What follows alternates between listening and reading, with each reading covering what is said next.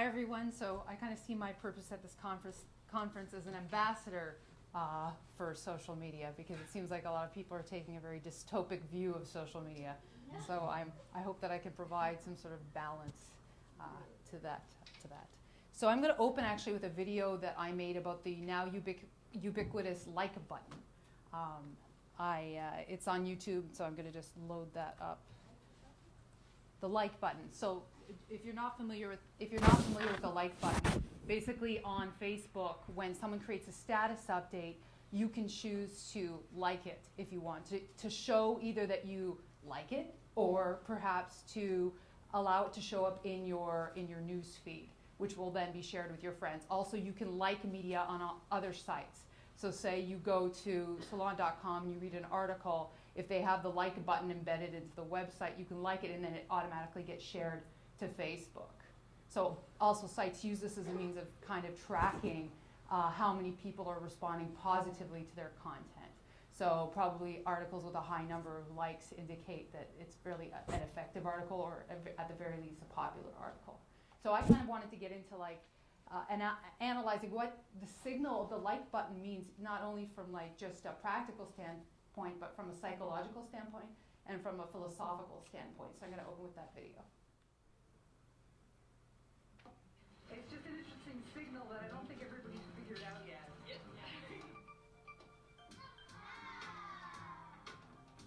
Have you ever liked something on Facebook, given it a thumbs up? Yes. What made you like it on Facebook? Well, because maybe the sentences it's good. Do you feel that the things that you like on Facebook define you as a person? Well, of course they do. They are always a reflection of who you are, what you are, or what you want to be. I don't like goat sex. And so if you like it, then it means that you don't like it. But then you can also see when you unliked it, which then implies that you do like goat sex. So it's just kind of It's as personal as you want to get. You don't have to put it out there if you don't want to. Can you name some things that you like privately that you wouldn't like publicly on your Facebook? I probably wouldn't like smoking. Are you allowed to like smoking on Facebook? I'm sure there's definitely a page for that. You can like smoking on Facebook, you can like it anywhere. All right. Diseases. If there was a dislike button, would you use it? Yeah, sure. What would you dislike? More often than the like button. Have a dislike button. Because at present, Facebook is pretty passive-aggressive if you think about it, right? They only allow us to like things. Sometimes you like a status and then there's a lot of notification that's annoying. So you don't like because of that. But you want to like, but you know there's going to be a lot of notifications, so you don't like. I mean, some people put everything under like. Don't show everything. Yeah, you don't need to show that you like everything. No. You don't need to show every little intimate detail of what you have for lunch. Yeah, that's right. Maybe it's like when someone gets a like, Facebook sends it to somewhere, and then the person says, oh, they like this, so then they send to the sponsors, and then the sponsors pay.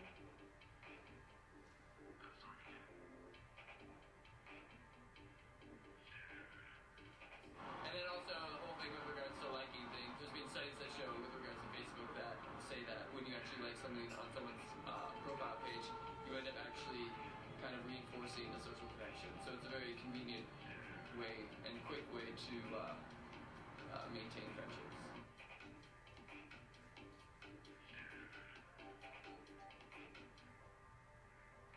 Sometimes I just these people like this thing, but if I like the same thing, I will like. But generally, I don't like everything. I mean, if my friend likes something, I will not. Oh, I like it too.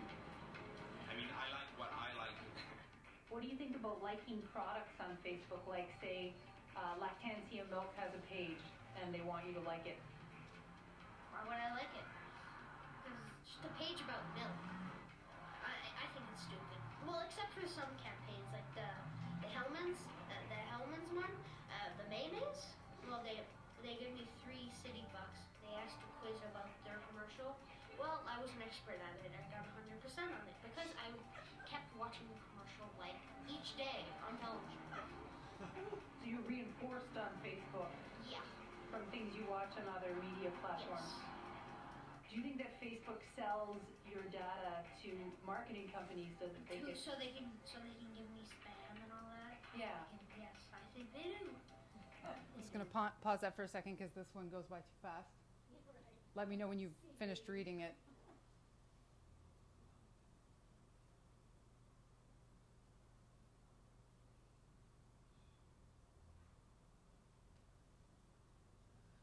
Everyone good? Okay. 11, and you realize that already. I have 775 friends on Facebook, but I only have 450 likes on my page. Can you explain why? They don't like you as much as you would think. Maybe they just don't see the added value there. Maybe you have to offer them, promise them something in the future if they mark you as they like you. So it's a way to get exposure for a product or an idea Yeah, sure. or a band, Yes, certainly. but it's not a guarantee of success, not a guarantee of your eternal love. No, that's right.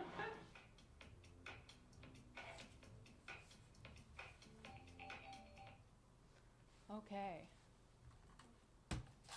So, as you can see, my experience with communication in the 21st century has largely been through my personal and professional use of self-broadcasting and social media platforms such as YouTube, Blogger, Twitter, and Facebook. My expertise has been in building internet projects and creating media that influences my audience's perception of reality in positive ways and in ways that are, I would say, self-serving. I use social media and self-broadcasting tools as tools. Here, I'm saying a little loud. Sorry, just a minute.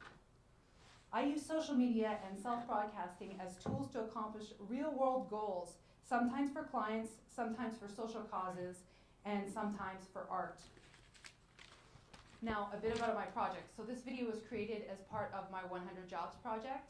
In 2009, I was unemployed as an actor.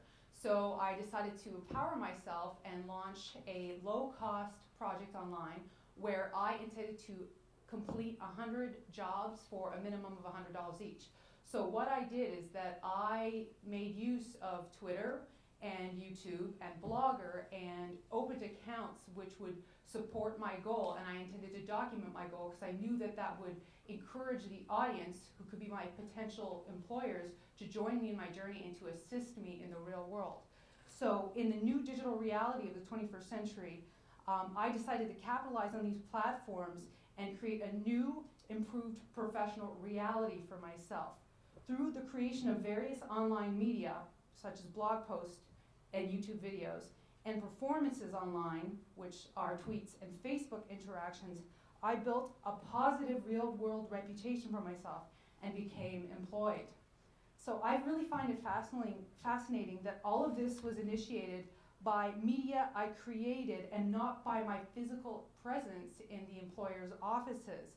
I actually was hired less than 2 hours after I put out a post on Craigslist by my first employer. So it wasn't him seeing my resume, it was him seeing a photo of myself in a really clever ad which was placed on Craigslist, which you could consider to be a social media platform.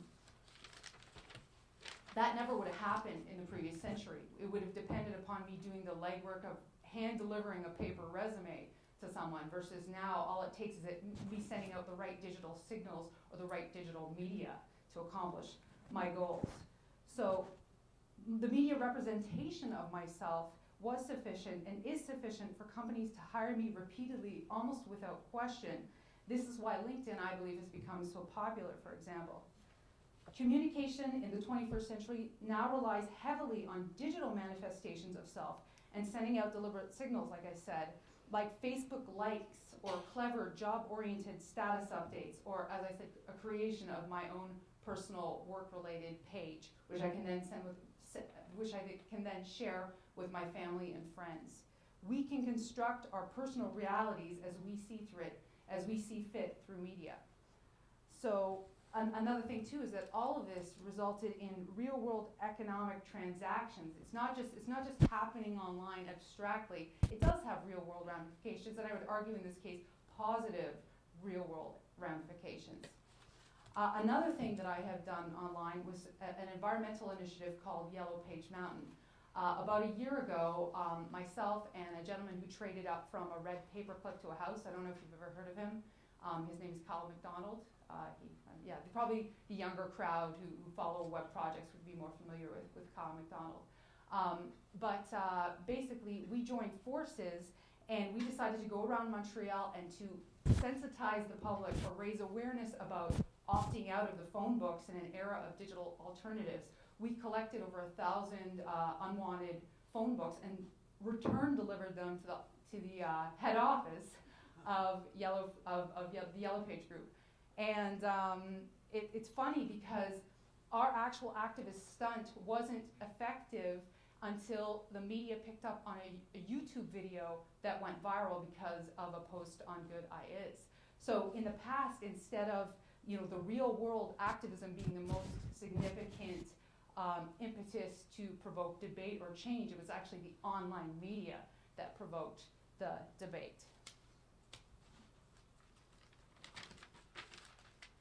So you can also see this now too in other worldwide events such as Occupy Wall Street and the Arab Spring. Activism is increasingly